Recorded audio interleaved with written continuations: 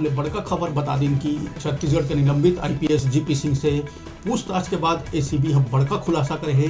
बताया जाता है कि जीपी सिंह के करीब 450 म्यूचुअल फंड में 15 करोड़ रुपए लगाए हुए हैं। तो बता दिन निलंबित आईपीएस जीपी सिंह से पूछताछ के बाद एसीबी दावा करे है कि ओकर पना 25 करोड़ ले ज़्यादा के अवैध संपत्ति है।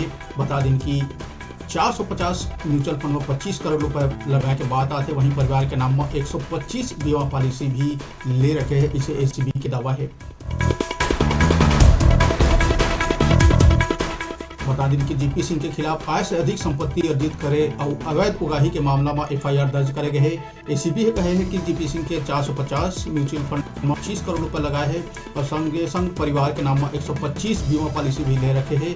एसीबी के दावा है कि 25 करोड़ से ज़्यादा के अवैध संपत्ति और इन्वेस्टमेंट जीपी सिंह कर रखे हैं।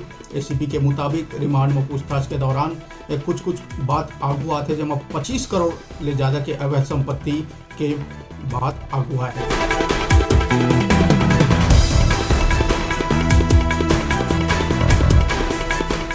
एसीबी के मुताबिक जीपी सिंह काला धन छुपाए पर एक सेल कंपनी में अपन 93 वर्षीय पिता ल कंसल्टेंट और 80 बछर के माला लाइजनिंग अफसर बनाए रखे हैं।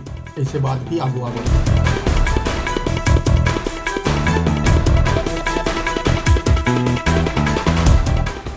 निलंबित आईपीएस जीपी सिंह पूछताछ में बड़का खुलासा हुआ तो बता दिन एसीबी के हवाला से बता दिन कि 25 करोड़ रुपए ले ज़्यादा के अवैध संपत्ति के मामला आगू आवा थे।